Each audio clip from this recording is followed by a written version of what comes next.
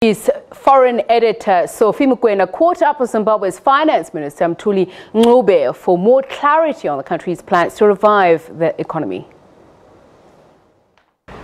The two leaders have indicated that they will continue with the talks to ensure that they are able to find solutions to help Zimbabwe.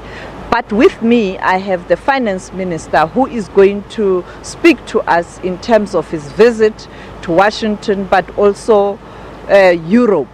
Minister, you are globetrotting. Why are you globetrotting? Well, Zimbabwe has partners, economic and financial partners, development partners globally, in Europe, US, Japan, and everywhere. So it's very important for Zimbabwe to appraise these partners, to bring them up to speed as to the progress we're making as a country on economic reforms specifically, and some of the political reforms. These are critical for us to continue to have the strong relationship that we have. And I'll be proceeding to also have a roadshow within South Africa, to also engage the South African private sector and other institutions that are supportive to Zimbabwe from South Africa. The economic charm offensive that you have embarked on, what is the feedback? Washington and then Paris? What I wanted to do in Washington and Paris was to appraise those partners of the progress we're making on the economic front, and the response has been very positive. They are very impressed by the progress we're making, and we've made a lot of progress. Maybe let me take this opportunity to outline what that progress is.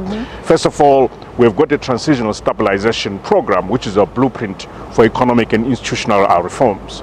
Within that, we've made progress through the budget as an instrument for enactment.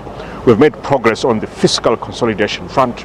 In the last 4 months, we've run a fiscal surplus of about $100 million per month, and this is good progress. It's going to carry on for a few months, so we should be able to meet our targets on the fiscal consolidation front. On the monetary policy front, also, we've completed in record time basically our monetary sector reforms.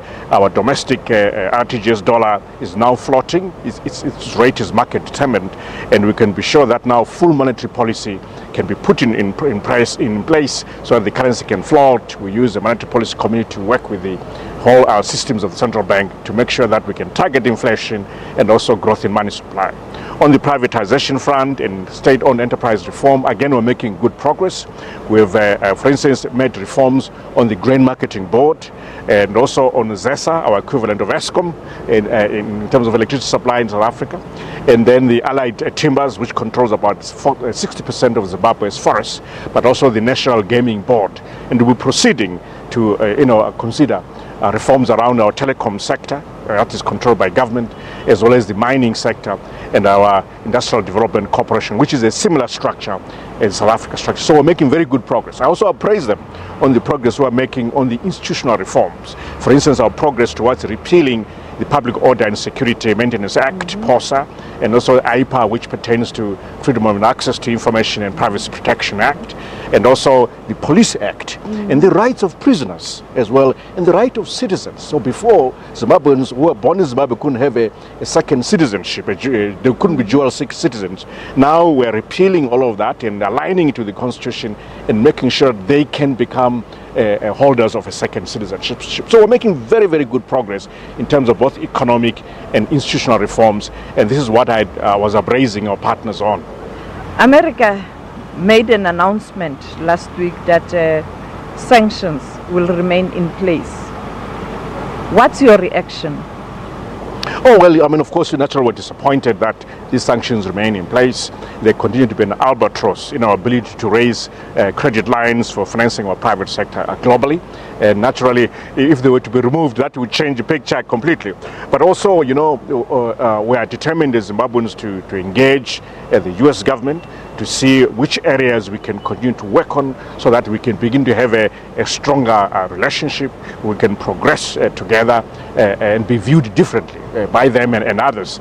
So we'll continue to do that, and I'm sure one day these sanctions will be removed. And of course, we appreciate South Africa's support in that these sanctions ought to be removed because it is an albatross on the people and the economy of Zimbabwe. You don't expect only a political statement from South Africa, you want action. There was a request that South Africa must assist Zimbabwe financially. Did you have a discussion with your counterpart, Ntateti Domboweni? Oh yes, Ntateti Domboweni and I met yesterday and today, and there were wonderful discussions. First of all, I appraised him on the progress we're making on the economic reform agenda, very, very detailed, and we continue to share information on what Zimbabwe is doing. And as I said, I'll follow up with a roadshow within South Africa to meet the private banks, the public banks, the investors, and also companies that are investing in Zimbabwe. Now, in terms of the financial arrangements between the two countries, we agreed that we will explore ways to expand the credit facility between the Reserve Bank of Zimbabwe and the South African Reserve Bank, SAB, where SAB has extended a facility to Zimbabwe. So the idea is we're looking at ways to expand that, trying to perfect and find different collateral that could allow us to expand that facility. If you were to unpack that expansion, what does it mean? Oh, it means that we'll get additional resources from the South African Reserve Bank to the Zimbabwe Reserve Bank. This is what again will help the Zimbabwe Reserve Bank to support its reserves accumulation, its credit facilities, as well as to support the balance of payments position for the country. Here at home, the organization